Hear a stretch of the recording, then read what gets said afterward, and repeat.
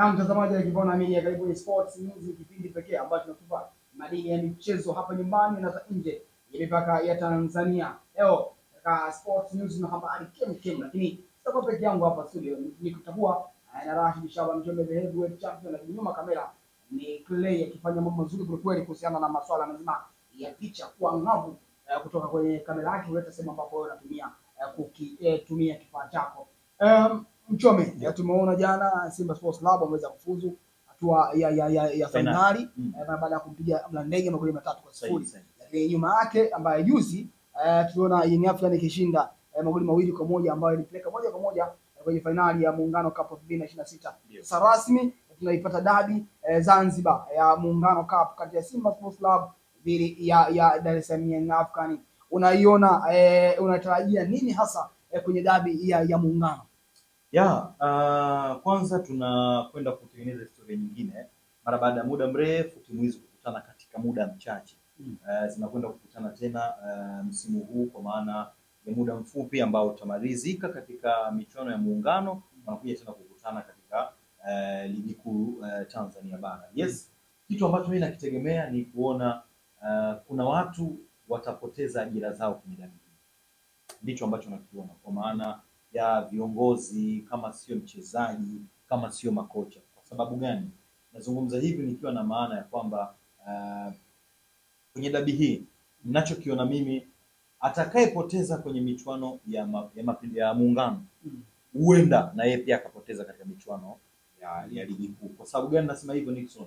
Yes, ukitazama hizi timu zote mbili Young Africans pamoja na Simba, Yanga amekuwa na wastani mzuri wa kushinda michezo ya dabi, lakini Simba anahitaji kufanya jambo mbele ya Yanga ili naye pia aweze kupata chochote kitu mbele ya Young Africans mara baada ya muda mrefu kupita. Kwa jambo hilo, timu zote mbili zinaingia kwenye pressure. Pressure ya Yanga ni kutaka kuendeleza pale ambapo ameishia. Licha ya kujitutumua kwa Simba kwa maana ya kujaribu kufanya jambo mbele ya Yanga, hata mechi ambayo ilipita ya dabi kwa maana ya ligi kuu, tuliona kitu ambacho Simba alikifanya na walidominate mchezo kwa kiasi kikubwa, lakini pia walishindwa kufanya jambo mbele ya Young Africans. Lakini wakati huo huo Simba Sports Club naye anataka kufanya jambo mbele ya Yanga kufuta ule uteja. Lakini licha kwamba anataka kufuta uteja, ni mashindano ambayo yameongezwa thamani kwa maana ya zawadi iliyopatikana. Ni mashindano ambayo pia Simba Sports Club anategemea kunyanyua kwapa katika michuano hii. Kwa hiyo hapo kunatengeneza ugumu mkubwa kwenye mechi hii ya kwanza. Lakini ikizungumzia hii ya pili, Simba Sports Club kwanza wamefanya maamuzi magumu kupeleka mechi hii katika uwanja wa Meja Jenerali Isamuhyo.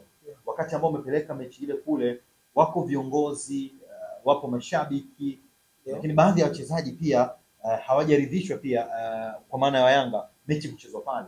Ni mechi ambayo inakwenda kuchezwa uwanja wa Meja Jenerali Isamuhyo, ambayo hauna capacity ya kuingiza mashabiki wengi. Kwenye takwimu unazungumza mashabiki takriban mashabiki 10,000 mpaka 15,000 kwa makadirio ambayo yametajwa. Ni uwanja ambao Simba Sports Club anaujua in out. Mechi zake za ligi kuu toka ameziamisha pale, amekuwa pia na wastani mzuri wa kupata matokeo. Na ni mchezo ambao kwao utakuwepo pale. Yale mambo ya nje ya uwanja kwa kiasi kikubwa, sijui nani amelinda uwanja, nani anapaswa kulinda uwanja, Meja Jenerali Isamuhyo kwa kiasi kikubwa hayatokuwepo kwa sababu ya aina ya watu wanaomiliki uwanja ule. Yale mambo ya makomando wamefanya hiki, makomando wamepigana, kwa kiasi kikubwa tunaweza tusiyashuhudie katika uwanja wa Meja Jenerali Isamuhyo. Kwa sababu za kiusalama, Meja Isamuhyo na upatiki ni uwanja ambao una nafasi kubwa ya usalama. Nixon, nikirudi kwenye pointi yangu ya kwamba huenda kuna mtu atapoteza ajira ama kazi katika huu mchezo. Na kwa nini nimezungumza kwamba yoyote anaweza akapoteza, kwa maana ya kwamba atakayepoteza Zanzibar ndio ambaye atakayepoteza uwanja wa Meja Jenerali, ni kutokana na hizo pressure nilizokutajia. Kwa sababu atakayepoteza mechi hiyo Meja Jenerali, atakayepoteza kwanza mechi hiyo katika uwanja wa New Aman, kutakuwa na vitu vingi vya nyuma ya pazia. Tunajua mchezo wa dabi, kuna jingwe inapigwa Azam TV nasema ligi yetu kigetu vyetu. Kuna vitu vitatokea kwa maana ya lawama atakaozushiwa watu, nani alituangusha, nani aliuza, huyu alituhujumu, sababu ilikuwa ni referee, mpaka watu warudi sawa. Tayari mpinzani wao ambao ameshashinda atakuwa ameshafanya maandalizi ya kutosha kuelekea mchezo unaofuata, kwa maana ambao utapigwa Meja Jenerali Samuyo. Mazingira hayo yatamtengenezea aliyepoteza mchezo wa kwanza kushindwa kufanya vizuri mchezo unaofuata, na ndio maana nakwambia kuna watu watapoteza ajira zao kuelekea huko, na yoyote atakayepoteza mchezo wa kwanza ndio ambaye atakayepoteza mchezo wa pili. Kwa mazingira hayo Nixon, tunaweza tukashuhudia hicho kitu. Pengine sijajua, lakini hatuna hao viongozi ambao wanaweza kuwasimamia. Tumeona hata viongozi wa Simba ambao ni viongozi nguli wamefanya makubwa na Simba Sports Club akiwemo magoli. Mechi ambayo Pinpin alifanya makosa mbele ya Coastal Union, alikwenda kumwataka katika mtandao wa kijamii, ambapo yeye ana huo uwezo wa kwenda moja kwa moja akazungumza naye, lakini tuliona. Kwa hiyo viongozi wetu hao tunawajua, kwa kuna hayo mambo ambayo yatatokea yatashindwa kutengeneza mazingira ya timu pinzani kutengeneza maandalizi ya kwenda katika mchezo unaofuata. Kwa hiyo fakti yangu iko hapo, atakayepoteza mchezo wa kwanza ndio atakayepoteza mchezo. Umezungumza vizuri kweli. Kuna inawezekana kuna baadhi ya viongozi wa vilabu hivi atakayepoteza kukosa ajira yake, maana kwamba ulaji wake. Mchome, kukutana dabi mara mbili ndani ya wiki moja, hii haipotezi ladha ya dabi?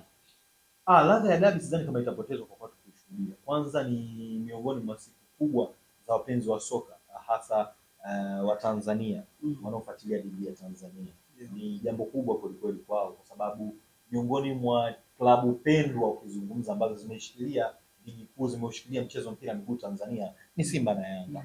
Wengi wanatamani kuviona kwa kiasi kikubwa, na jana nilikuwa sehemu naangalia mpira, wengi walifurahia kweli kuona mchezo huo, kwa sababu kwanza ukumbuke kwamba kuna mashabiki ambao wanatamani kuiona dabi lakini hawaione kwa kiasi kikubwa, hasa waliokuwepo visiwani Zanzibar wamepata hiyo nafasi. Lakini pia kuna mashabiki ambao mimi jana pia kwa nazungumza na baadhi ya watu pale mimi nilikuwa Tegeta jana, wengine hata si wapenzi wa soka, kuambia mechi iko Meja Jenerali Samuyo, kutokana na ukaribu huo wanatamani kwenda kuiona. Kwa hiyo bado kwa research fupi nilioifanya, sidhani kama itapoteza huo utamu huko pale, lakini itategemea na namna ambavyo hizi timu mbili na matokeo ambayo watakwenda kuyapata. Kitu ambacho kitazidisha utamu ni Simba kupata matokeo katika mchezo wa kwanza, kwa maana utakofanyika Zanzibar. Yes, kutengeneza mazingira ya kwamba huenda kashinda mchezo wa pili, au Yanga atatamani kufanya jambo katika mchezo wa pili, jambo ambalo litawafanya mashabiki wa Simba kwanza kupata nguvu kwenda kutazama mchezo huo au kusubiria kwa hamu mchezo huo. Lakini kama Yanga atapata matokeo, pengine itatengeneza pia jambo ambalo litavunja moyo mashabiki wa Simba kuona kama sisi hatuna haki ya kupata matokeo mbele ya Young Africans. So kwa maelezo hayo Nixon, bado sioni kama kuna jambo litasababisha kuondoa ladha ya dabi ya Kariakoo mara baada ya hizi mechi kufuatana. Ninachokiona kitakachoondoa ladha pengine ni matokeo yatakayopatikana katika mchezo huu. Asante John. Asante sana. Na huyo ni Rashid Shaban Mchome, the heavyweight champion, akizungumzia kuhusiana na mchezo wa dabi ambao utafanyika pale visiwani Zanzibar Aprili 29 katika dimba lile la New Amani Complex, mchezo kati ya Simba na Yanga katika mashindano haya ya Muungano Cup 2026. Nixon Mwageni langu jina Mchome, the heavyweight, nyuma kamera ni Clay. Asante.